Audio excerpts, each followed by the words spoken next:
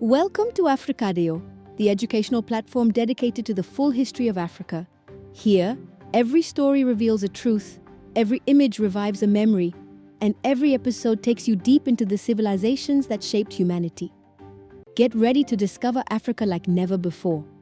Feel free to like the video, and if you're new to the channel, don't forget to subscribe and activate the notification bell so you don't miss any of our upcoming videos. The hare and the hyena. Intelligence against strength. Across a vast savanna, where the wind ran freely through tall grass, lived a hare named Kolo. He was neither large, nor strong, nor impressive. His legs were thin, his ears long, and his eyes always alert, as if he were searching for something others could not see. A few hills away lived a hyena named Naba. Broad-shouldered and powerful, with heavy jaws and sharp teeth always showing, she walked as if the savannah belonged to her.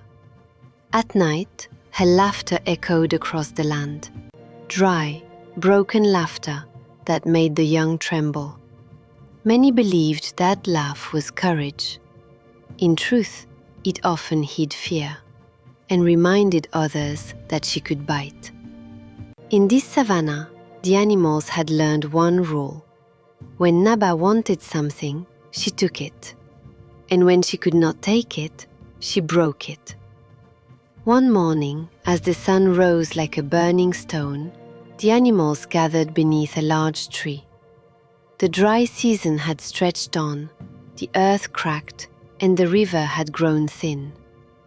The elders spoke of a hidden spring at the foot of the rocks, a spring that never dried up.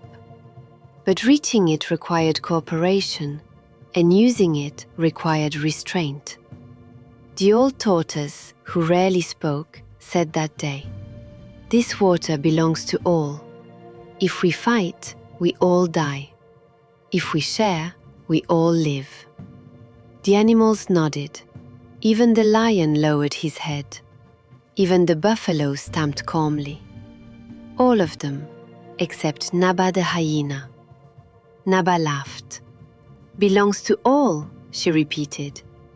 "What can be eaten or drunk belongs to the one who can take it, and I can take it." A nervous murmur passed through the gathering. No one wanted to challenge Naba directly. Kolo the hare said nothing. He listened. He watched. He noticed what others missed. Naba's words, her tone, her eyes. In them, he did not see true strength. He saw a habit of winning through fear. The next day, the group set out for the spring. They walked a long time under the heavy sun.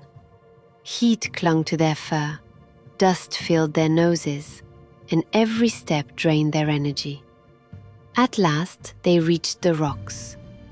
There lay the spring, clear, cool, surrounded by dark stones and green moss. The water shimmered like a promise.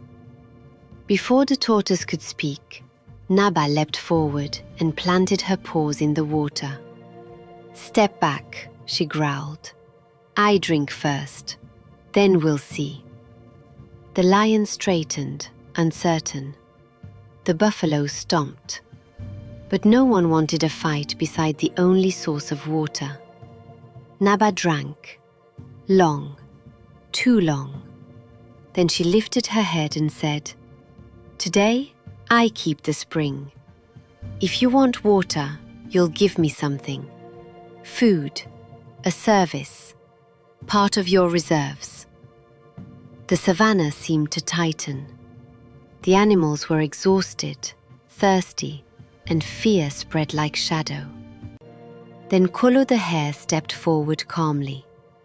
He did not sound angry. He sounded curious. "Naba," he said, "everyone knows you are strong. But if you are truly strong, why must you take water like a thief?" Naba turned sharply, surprised. Few dared speak to her that way. "What did you say?" she snarled. Kolo tilted his head. True strength does not need threats to be respected. If you must frighten others to drink, perhaps you fear that respect would vanish without fear. Silence fell. The animals held their breath. Naba felt her pride sting, and pride in her was fragile. She stepped closer, baring her teeth. "Little Hare, do you want to die today?" Kolo stepped back. Not enough to look brave, not enough to look weak. "I do not want to die," he said. "I want to understand. If you are so strong, you should be able to win, even without stealing." Naba growled. "I win because I am strong." Kolo nodded. "Then let us test it. A simple test, in front of everyone, so no one ever questions your right again." The animals exchanged looks. A test? Against Naba? Naba liked tests when she believed strength was enough. "Speak," she said. Kolo paced slowly, as if thinking. The true master of the spring should be able to protect it, without staying here. Anyone can stand guard. Even a rock can do that. But to protect something from afar, that shows true power. Naba narrowed her eyes. "Where is this test?"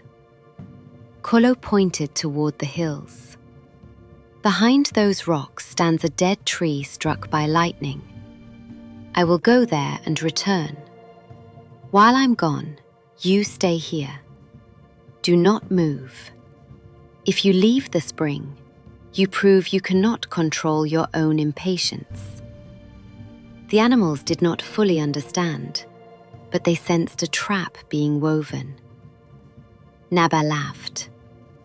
"You want me to stand still? Fine. Go chase your magic tree." Kolo smiled. "One more rule, to make it fair." "What rule?" Naba asked. Kolo picked up a thin vine lying on the ground. "You hold this vine. If you drop it, you lose. If you cannot even hold something light, you prove your strength is shallow." The animals murmured. Naba grabbed the vine. "That's all." "One last thing," Kolo said. "You may not laugh during the test. Laughter scatters focus. True control is calm." Naba clenched her jaw. She hated being told what to do, but she wanted to win. "Go."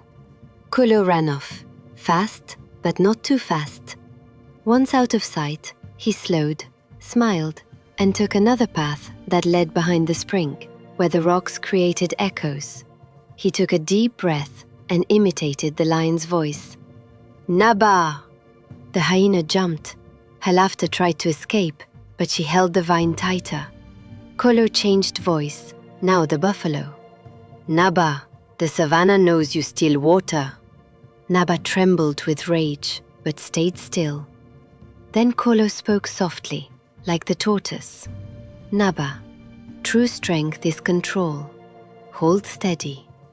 Naba stood tall, pride holding her like chains. Finally, Kolo tossed a small stone into a bush near her. The bush shook violently. Naba spun her head, and she laughed. A sharp, instinctive laugh. As she laughed, her grip loosened. The vine slipped. It fell. Silence struck the air. The animals stared. Naba froze, realizing too late. Kolo stepped out calmly. "You laughed," he said. "You moved. You dropped the vine." Naba snarled. "You tricked me." Kolo shrugged. "You said everything belongs to the one who can take it. I say everything belongs to the one who can control themselves. Strength without control is just danger." Naba advanced, teeth bared. I will tear you apart. Kolo sat down. You can, he said. But then you prove you are not strong, only violent. And tomorrow, when you are alone, no one will ever share with you again. You will keep the water and lose the savannah. The word struck deeper than claws. The tortoise stepped forward. Today, he said, we set a rule. Each drinks in turn. Whoever breaks it drinks alone. The lion and buffalo agreed, not by force, but by unity. Naba looked around. For the first time, she understood. Fear maintains power, but it does not build a future. She stepped back. Drink, she growled. But don't think I've become weak. Kolo smiled gently. No, he said. You've become stronger, because you learned something teeth cannot teach. Control. The spring flowed, the animals drank, the savannah breathed again. That night, the elders said to the children, the hare did not defeat the hyena with strength. He defeated her with understanding. And they always ended with this lesson. Strength can take, intelligence can protect, but wisdom brings together.